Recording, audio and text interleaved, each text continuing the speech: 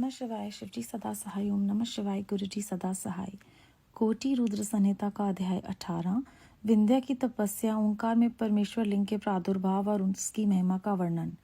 ऋषियों ने कहा, महाभाग सूत जी, आपने अपने भक्त की रक्षा करने वाले महाकाल नामक शिवलिंग की बड़ी अद्भुत कथा सुनाई है। अब कृपा करके चौथे ज्योतिर्लिंग का परिचय दीजिए। ओंकार तीर्थ में सर्वपातकाहारी परमेश्वर का जो ज्योतिर्लिंग है उसके आविर्भाव की कथा सुनाइए। सूची बोले, महर्षियों, ओंकार तीर्थ में परमेश संज्ञक ज्योतिर्लिंग जिस प्रकार प्रकट हुआ वह बताता हूँ, प्रेम से सुनो।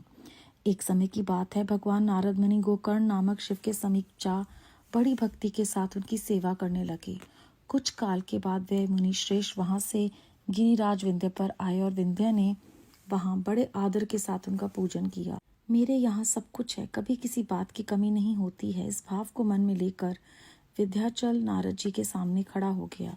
उसकी वह अभिमान भरी बात सुनकर अहंकार नाशक नारद मुनि लंबी सांस खींचकर चुपचाप खड़े रह गए। यह देख विंध्य पर्वत ने पूछा, आपने मेरे यहाँ कौन सी कमी देखी है?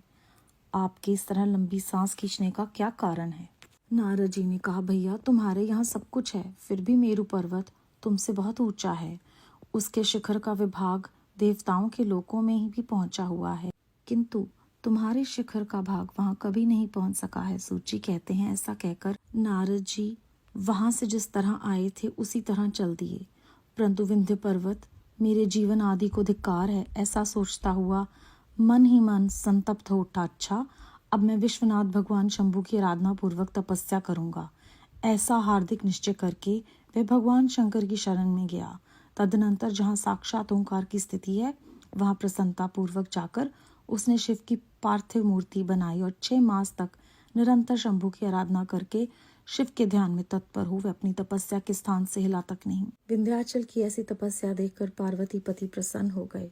उन्होंने विंध्याचल को अपना वह स्वरूप दिखाया जो योगियों के लिए भी दुर्लभ है। वे प्रसन्न हो उस समय उससे बोले, विंध्य, तुम मनोवांछित वर मांगो, मैं भक्तों को अभीष्ट वर देने वाला हूँ और तुम्हारी तपस्या से प्रसन्न हूँ।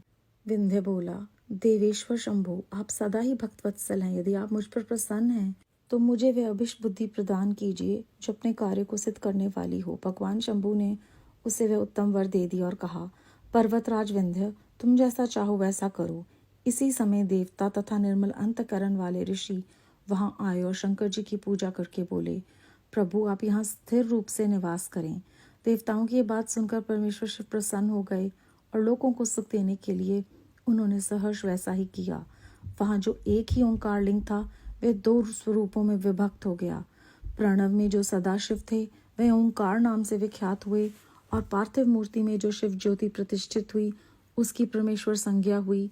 परमेश्वर को ही अमलेश्वर भी कहते हैं। इस प्रकार ओंकार और परमेश्वर ये दोनों शिवलिंग भक्तों को अभिष्ट फल प्रदान करने वाले हैं। उस समय देवताओं और ऋषियों ने उन दोनों लिंगों की पूजा की और भगवान वृषभ ध्वज को संतुष्ट करके अनेक वर प्राप्त किए। तत्पश्चात देवता अपने अपने स्थान को गए और विंध्याचल भी अधिक प्रसन्नता का अनुभव करने लग गया। उसने अपने अभीष्ट कार्य को सिद्ध किया और मानसिक परिताप को त्याग किया। जो पुरुष इस प्रकार भगवान शंकर का पूजन करता है वे माता के गर्भ में फिर नहीं आता है और अपने अभीष्ट फल को प्राप्त कर लेता है, इसमें संशय नहीं। सूत जी कहते हैं, महर्षियों, ओंकार में जो ज्योतिर्लिंग प्रकट हुआ और उसकी आराधना से जो फल मिलता है वह सब यहाँ तुम्हें बता दिया। इसके बाद मैं उत्तम केदार नामक ज्योतिर्लिंग का वर्णन करूंगा। अध्याय 18 समाप्त। इस अध्याय में हमने जाना कि जब नारद मुनि जी विंध्य के पास जाते हैं तो विंध्य कहते हैं कि यहाँ सब कुछ है, तो उनके उस वाक्य में अहंकार को देखकर नारद जी जो हैं वो एक लंबी गहरी सांस खींचते हैं। तो विंध्य समझ जाते हैं कि उन्होंने कोई ना कोई कमी तो देखी है, अन्यथा वो उस तरह लंबी गहरी सांस नहीं लेते।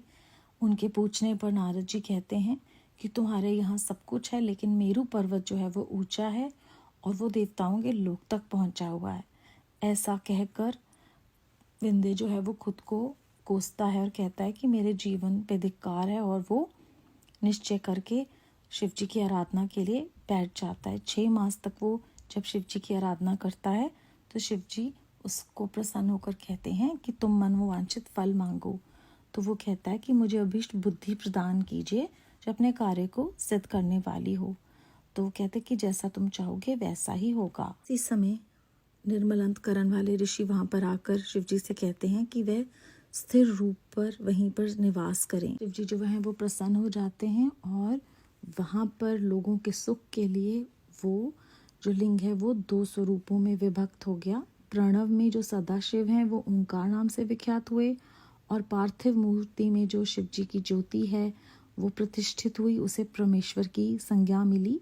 ये दोनों शिवलिंग जो है वो भक्तों को अभीष्ट फल देते हैं और जो भी भगवान शिव की आराधना करता है वो फिर माता के गर्भ में नहीं आता भाव, उसे मोक्ष की प्राप्ति होती है। बेअंत शुक्राना गुरु जी महाराज। ओम नमः शिवाय। शिव जी सदा सहाय। ओम नमः शिवाय। गुरु जी सदा सहाय।